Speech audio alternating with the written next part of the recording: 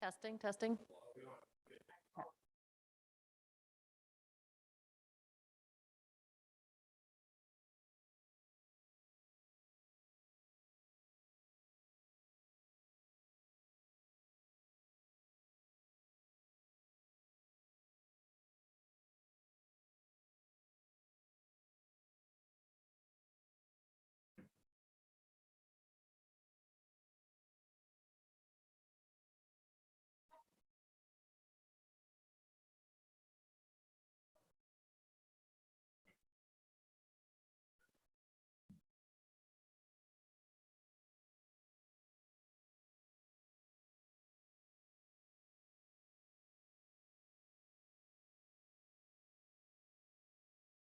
I'd like to call the Planning Commission meeting to order at the City of Clearlake Chambers on November 9th, 2021 at 6 p.m. As a reminder, if you are on Zoom meeting as a participant, please put yourself on mute unless you are speaking. We are currently live streaming this meeting on the city's YouTube channel and the Lake County PEG TV live stream YouTube channel. To begin, can I please have a roll call? Vice Chair Coker, Here? Commissioner McCarrick, Commissioner Wilson, Here. Commissioner Williams. Here.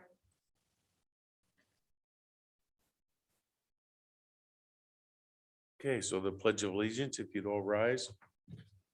And please stand for the Pledge of Allegiance.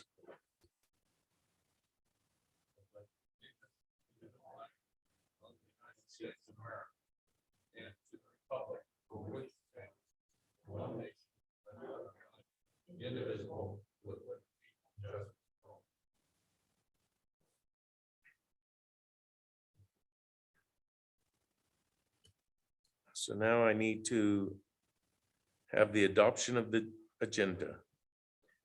City Manager Allen, There have been no changes to the agenda for tonight. then who'd like to adopt the agenda? I move that we adopt the agenda. Second. So business. Oh, sorry. So we need to vote on the adoption of the agenda. Commissioner McCarrick, Aye. Commissioner Williams, Aye. Commissioner Wilson, Aye. Vice Chair Coker. Aye. So business number one is swearing in the newly appointed planning commissioner.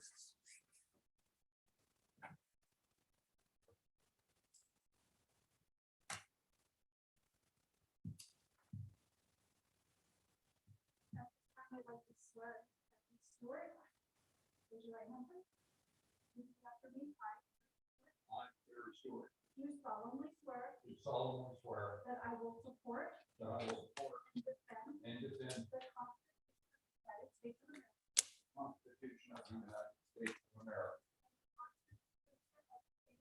and the Constitution of the State of California against all enemies, foreign and domestic, foreign and domestic, that I will bear true faith that I will bear true faith and allegiance to the Constitution of the United States to the Constitution of the United States and the state of California, and the State of California, that I take this obligation freely that I take this obligation freely without mental reservation without mental reservation or purpose of evasion, or purpose of evasion, and that I will well and that I will well and faithfully discharge and faithfully discharge the duties upon which I am about to enter. the duties upon which I am about to enter.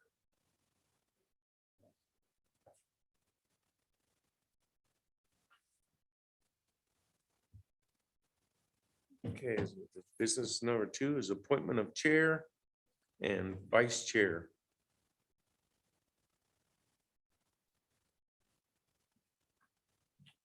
Well, just as a brief introduction, with Chair Fitz resigning and needing to appoint a chair, and since it's close to the end of the year, we normally do it in January. just thought we appoint a new chair and vice chair for the remainder of this year and next year. So you can just ask for any motions to appoint a chair and vice chair. Alrighty, so I'd like to make a motion for anybody that would like to make a motion for chair and vice chair. I move to nominate Lisa Wilson for chair. I second. And I didn't understand you. What did you say? Nominate Lisa Wilson for chair. And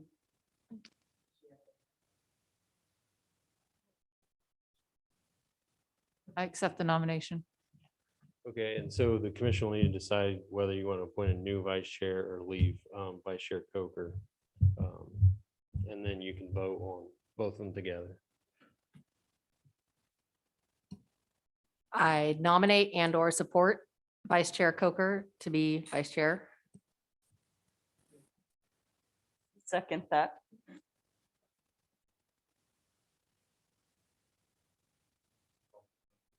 So we'd like to call for a vote. Commissioner McCarrick, Aye. Commissioner Williams, Aye. Commissioner Wilson, Aye. Commissioner Stewart, Aye. Commissioner Coker. Aye.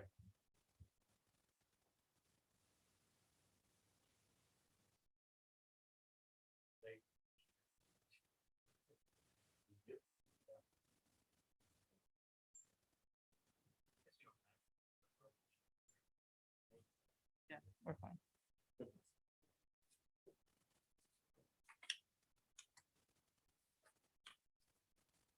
So we have one item on the agenda.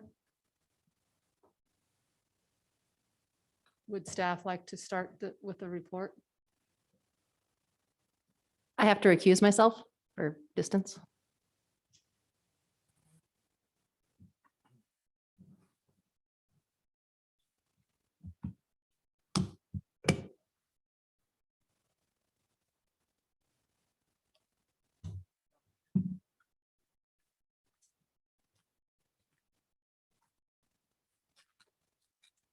So good evening, everybody. We're here tonight to hear Ogwen Hills Holdings. It's a commercial cannabis operation. It's located at 2185 Ogwen Canyon Road, further described as APN 010-04417.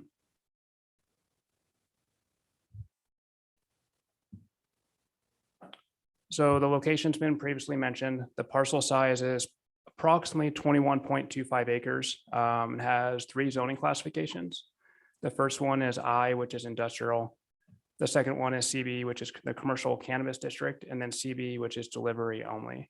And we're here tonight to hear a few use permit applications and under one application, which is CUP 21-05, which is the manufacturing, CUP 2021-06, which is cannabis cultivation and processing, CUP 2021-07 distribution, and CUP 2021-08, which is retail dispensary but delivery only. Then development agreement, DA 2021-05, and initial study, IS 2021-02. So a brief summary, you have the detailed packet in front of you, and it's also available online for the public, but a brief summary of the project is going to include 2 5,000 square foot greenhouse structures for a total of 10,000 square feet for manufacturing and processing, approximately a 3,000 square foot building for distribution, retail delivery, and for an office building, and 10 greenhouses. Each greenhouse is approximately 1,875 square feet for a total of 18,750. There's going to be approximately 5 water storage tanks. The size is going to be to be determined. There may be additional water storage tanks installed if necessary. There's also going to be a 15 by 15 trash enclosure. And the number of employees will vary. So like a regular season, they may have up to 10 employees. During peak season, when it's fully operational, they can have as much as 25 employees. So overall, the operation is going to have about 42 parking spaces, and that includes 4 ADA parking spaces. And the operation will not be opened up open to the general public. So the applicant supplied a water report. They also submitted a additional letter of support that has been forwarded to you earlier today as well. So based on the water availability analysis, they're going to be using an existing permitted well, which will be used for irrigation purposes and domestic. The well is about 375 feet deep with a yield of 80 gallons per minute. And the overall capacity is 9.9 million gallons per year. However, the report's annual water usage for the project is going to be about plus or minus 450,000 gallons per year for the annual cultivation irrigation, approximately 132,000 gallons a year for the light industrial and warehouse and distribution. So the overall estimated projected water use is going to be about 582,000 gallons per year, which is there's more adequate water based on the water report for the proposed use. Some additional water information. The water is going to be pumped directly into the water tanks for distribution to the building's plumbing system and for irrigation purposes. They're also going to install a meter and consumption logs will be logged daily for the amount of water to be used. To help conserve water, they're going to use various matters, which may include, the selection of plant varieties that are suitable for mixed light cultivation, drip lines and drip emitters instead of spraying. So it helps reduce the amount of water to be used, mulch to help reduce the evaporation, and water application rates modified from data from soil moisture meters, depending on the weather. And then, daily and visual inspections of irrigation systems. And then if there's any repairs that will be needed, they will be repaired immediately.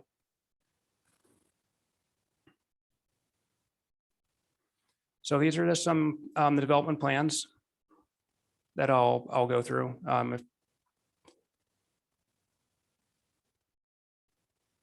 You can see here, this is where the buildings will be and the parking and the layout. And these will be the proposed greenhouses.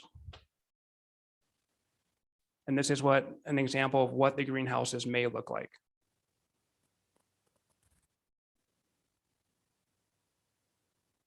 So these are some photos provided on site. The numbers correlate to the numbers that are in order. So these are photos 1. And then we have 2.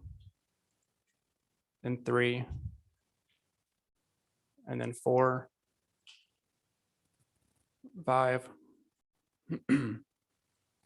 So for the environmental analysis, staff prepared an in-depth environmental analysis in accordance with SECO, which is the California Environmental Quality Act. So upon review of the initial study and sending it out to various state and local agencies, including the general public for the review period, all potential impacts have been reduced to less than significant levels with the incorporated mitigation measures. So this process entails of sending out a notice of intent, which is an NOI. It's also published in the local paper. It's sent to the surrounding owners within 600 feet of the project parcel. We obtain the addresses through the assessor's office. It's also circulated to various federal, state, and local agencies for review and comment for a minimum of 30 days. We generally add a couple extra days just to be safe if there's a holiday or other things, if it ends on a Saturday or Sunday, to make sure that agencies and the public has adequate time to review. So the overall time for this initial study was 36 days, which exceeds the minimum requirement of 30. During the agency and public comments, the city did not receive any public comment on the environmental document, nor did we receive any written formal request to be added to the mailing list for the specific project. We did receive some comments from the following agencies: Lake County Environmental Health Services, which are general comments, and those are incorporated into the conditions of approval. Central Valley Water Quality Control Board, it's their generic comments that you have to obtain their permits and here are the requirements, and those have also been incorporated into the conditions of approval. Lake County Fire District, Lake County Air Quality Management District, were all basic comments that have been incorporated into the conditions. The ones that received more significant state comments was the California State Department of Cannabis Control. And I think it was more of a, we replied to the state with the letter detailing their concerns and clarifications. And I think it's more of their process versus our process, and there wasn't any substantial comments. It was just more for clarification. So on Exhibit A of Attachment 3, there is multiple conditions of approval.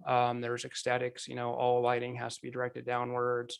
Air quality measures, that there's filtration systems, that they obtain all necessary permits. For biological and resources, there's like pre-surveys to make sure certain species won't be impacted. Cultural and tribal, that's just if they're the same comment set or conditions that we use on a regular basis, as if they come across anything that could be significant, that all work stop immediately. Geology and soils is the basic BMPs and erosion control measures. Hazardous and hazardous materials, it's the same thing, just that everything needs to be in accordance to and stored and used in federal, state, and local agency requirements. Hydrology and water quality, that they use best management practices and the basic ones. The noise is just the generic ones where they adhere to our municipal code. Transportation and traffic, that they obtained all necessary encroachment permits. The roads, the paving material meets all applicable requirements. Then the timing and mitigation and monitoring are just general conditions about expiration of the permit and other items they'll have to adhere to. So for recommendations, staff recommends the Planning Commission take the following actions. Approve resolution PC 2021-22. It's approving use permits, CUP 2021-05 through CUP 2021-08 to allow a commercial cannabis facility to be developed and operated at 2185 Ogland Canyon Road with the conditions of approval as attached. And then adopt resolution number 2021-21, recommending approval of the mitigating negative declaration and development agreement to the City Council. And that concludes my presentation. If you have any questions, please let me know. And the applicant and or the representative also has a PowerPoint they like to present to you. Thank you.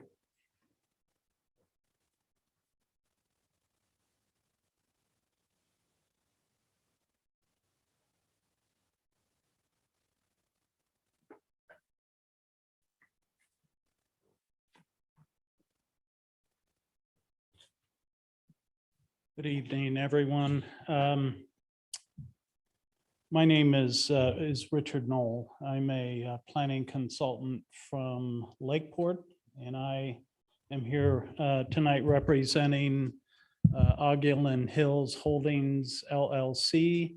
And I actually would like to introduce the partners, Garrett Burdick, Kim Gardner, and Brian Pensack are here tonight. They may have to step up and answer a question if I cannot, but what I would like to do is, first of all, thank you all for being here tonight, and also thank staff and City of Clear Lake officials who have worked with us in getting the project to this point. You may or may not know that this land actually was owned by the City of Clear Lake, and my clients actually bought the property from the city. At one time, I believe it was actually intended to be used for a corporation yard, but didn't really prove to be efficient for that purpose. But we've been at this project about a year, maybe a little more. There have been a number of professionals involved in the project, including a civil engineer, a building designer, a water resources engineer, a traffic engineer, an archaeologist, a biologist, and of course, the fire and police professionals have also contributed to looking at the project. We think we've addressed all of the issues that have surfaced. And we hope that you'll agree in approving the project tonight. We do have a PowerPoint presentation. It may be longer than what it needs to be. So I think what I'm going to do is kind of breeze through it. But I guess I would like to take just a little more time in talking about the layout of the project, how the buildings are designed, what their functions may be, access and parking and so forth. So with that, I'm gonna start doing this, going through the PowerPoint. That first photo there is GIS mapping that identifies the boundary of the property. You can see that it's fairly heavily wooded, primarily pine and oak trees. I do, pardon me, but I just want to point out thing. This is actually the driveway access off of Montana Canyon goes north and then up the hill to the development site. So the buildings will be in this area, the greenhouses in this. I hope you can hear me. Is it okay if I just stand over here and talk? Okay, let me go back. I think that's good. Okay. I'll stand here. One of the things that you already heard is the fact that there are multiple uses being proposed. Processing, which includes sort of a generic category of storage, processing of cannabis, packaging, distribution, et cetera. Manufacturing, which may involve both volatile and non-volatile, and then the office and retail delivery uses as well.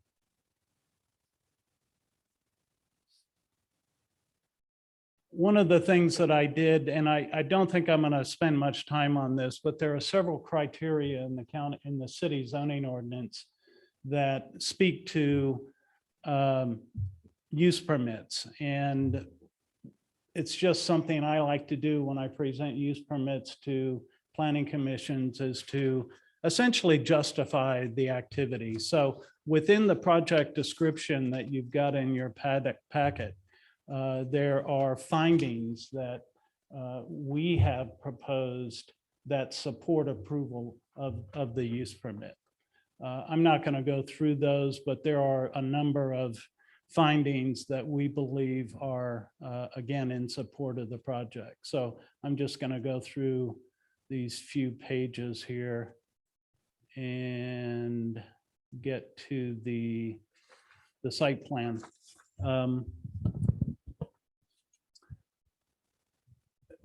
Mark pointed out the site plan, but just to orient you again, Ogulin Canyon Road, the driveway leading up to this flat area, 3 different buildings. This is the office building. This is the processing building and the manufacturing building. There's an existing well. This is where the water tanks would go. And then within this center area is where the parking and loading and outside activities would occur. This area here is the location of the proposed greenhouses.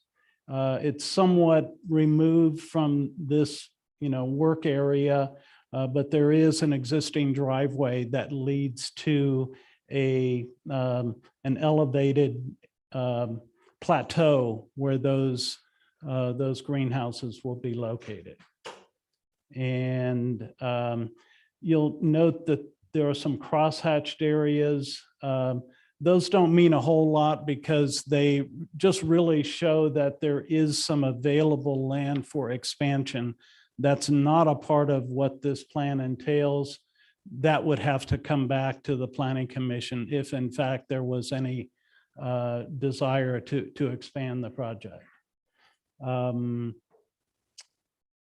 So I think with that kind of describes the project in a fairly detailed way. 13,000 square feet is the floor area for the buildings, and then the greenhouses will cumulative total of about a half an acre of cultivation area, all inside, all within the greenhouses. That is the more detailed layout plan of the processing, manufacturing, and office retail area. And it's a delivery only service. This zoning district does not allow individuals to come up here and, purchase cannabis. So again, it would be retail delivery only. Greenhouse design and layout. That's a storm drainage and grading plan.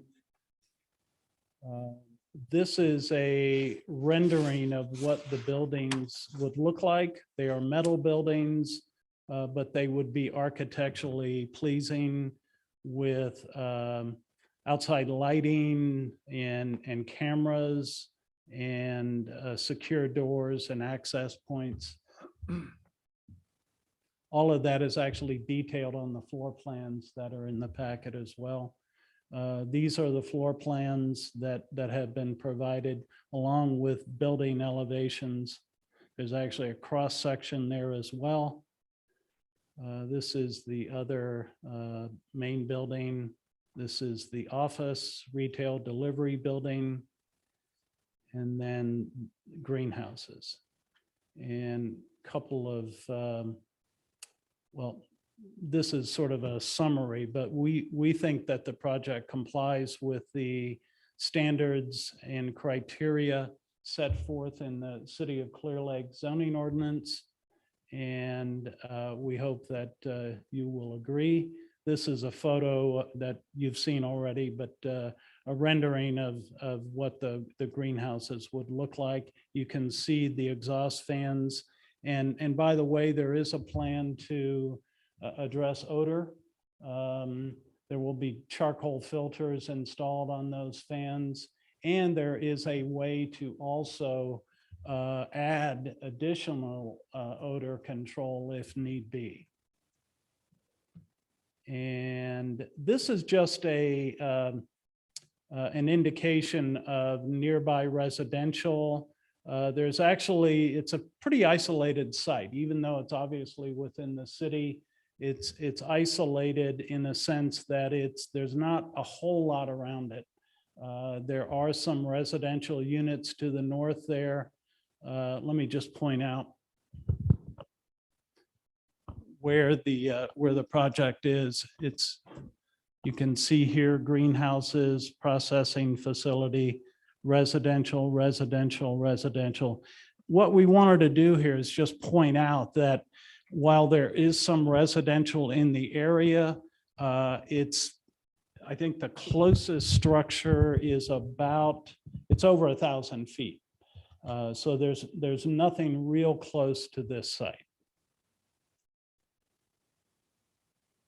And this is just some additional discussion concerning odor mitigation if need be, and that is also included in the application. So that, I think, concludes our presentation. I'm happy to answer any questions or concerns that you might have. And again, we thank you for your consideration. Thank you for your presentation. Thank We'll you. ask each planning commissioner if they have any questions. Commissioner Williams? Thank you. I do have a couple of questions. It mentions that some of the oaks might be cut down. Will those be replaced if we have to remove oak trees to do buildings? Yeah, the hope is that there won't be a need to cut down any trees, but in the vicinity of the greenhouses, there may be some removal required. And we anticipated either a 2-to-1 or a 3-to-1 replacement ratio in the event that any trees needed to be removed. Mark, I don't remember if that's actually a condition, but we'd be happy to live with that if that was something the commission wanted to impose. And I know one of the big concerns out in Burns Valley has been the water and the wells, and I appreciate the time and effort that has been put into the additional reports. I was able to get a lot of my questions answered from the additional reports that made me much more comfortable with the water out in that area. So I appreciate that. It seems to me that this well is on a different aquifer than most of the residential wells. And there's very few residential wells in the Burns Valley area, of which it seems that a lot of them that may be having issues are actually very old wells that have, with the research I've been doing, has other things that lead to them going dry. So that I appreciate the extra attention that was put on the water reports out there. Well, thank you. And that, just to make a brief comment about that, that's a big issue within county jurisdiction as well. We have used a water resources engineer out of Arcata who is very qualified in looking at this particular issue. The county is actually requiring these kinds of reports on every single project now. And it's really an outgrowth of the drought concerns.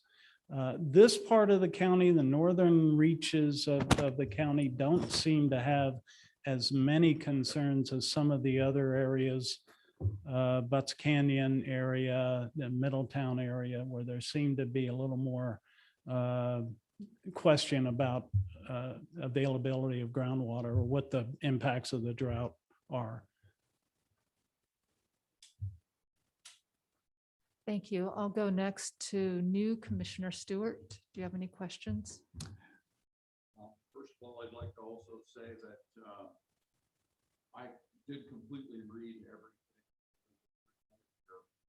And I was thoroughly impressed by the research and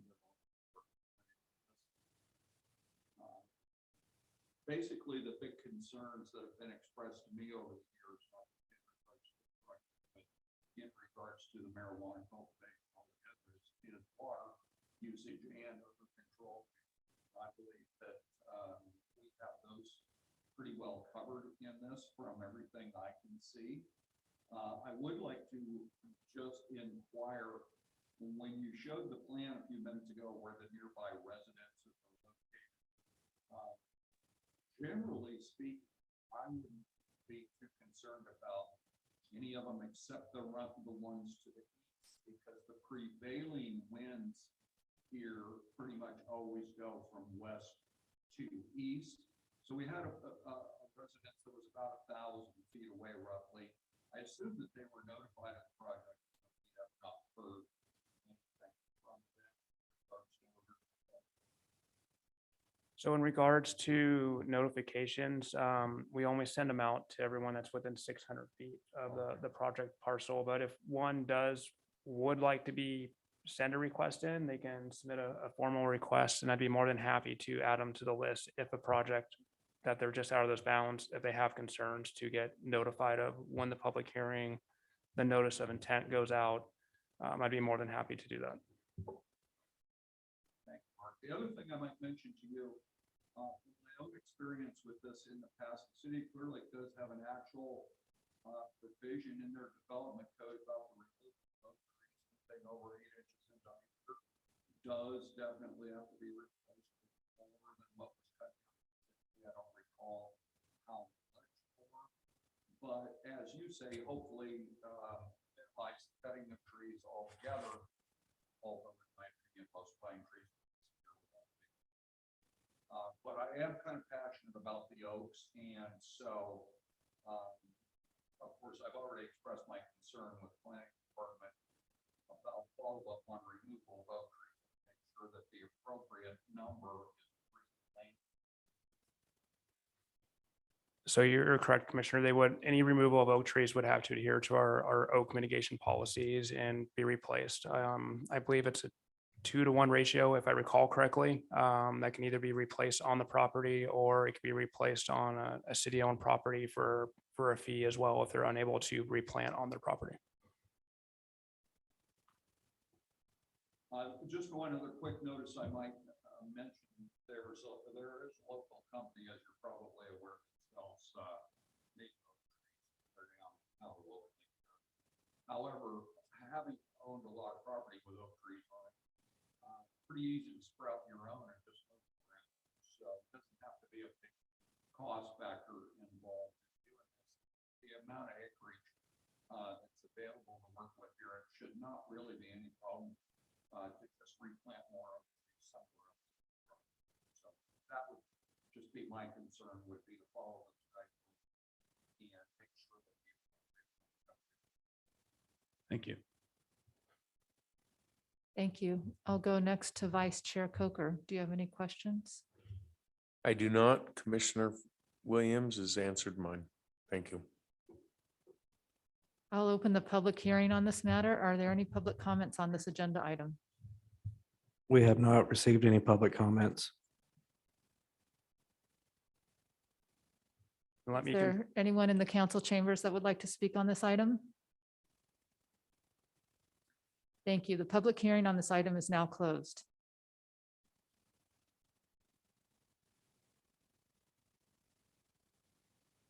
I will now ask each commissioner if there are any further comments for deliberation on this item. Commissioner Williams, I have no additional questions. Thank you. Commissioner Stewart, No additional comments or questions. Vice Chair Coker, No, I don't. and I have no comments myself. I will now entertain a motion to adopt resolution number PC 2021-22.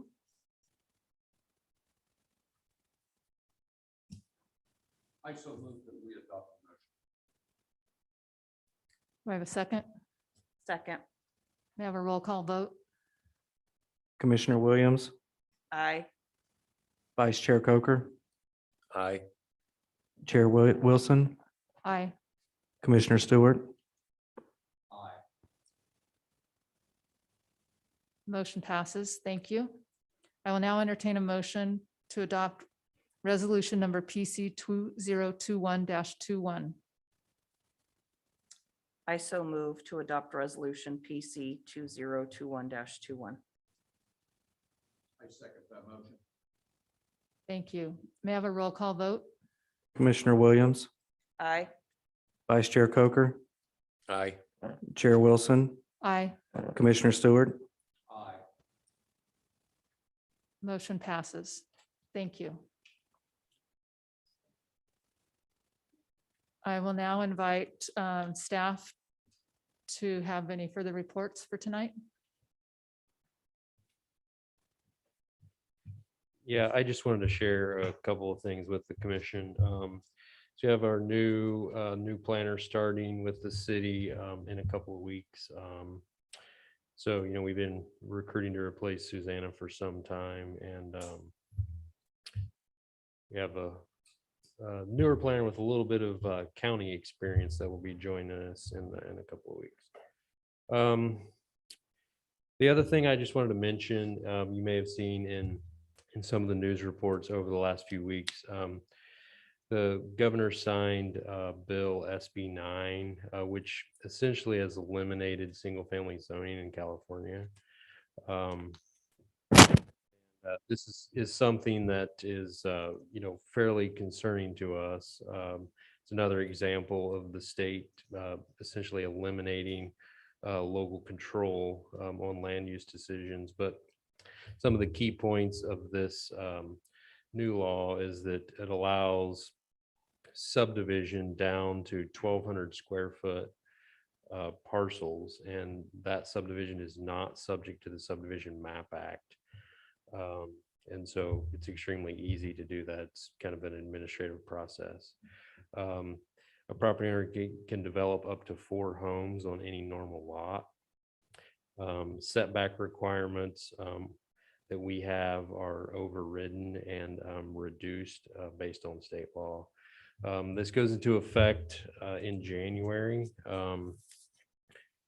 We are coordinating with a number of other cities and some counties in the state that are also a little exhausted with the state continually every year reducing our local control, in particular related to housing, when the housing issues, as you know, here in Lake County and Clear Lake are much different than they are in other areas such as the Bay Area. And so we'll see what may come of it. There is some talk of litigation as well as a ballot initiative on the next election. So anyway, if you have any questions about that, I'd be happy to address them individually. And that's my report. Thank you. Does any commissioner have a request for future agenda items? Does any commissioner have a specific report for us? As part of the Parks Committee, I attended last evening's park meeting that was held here in Chambers.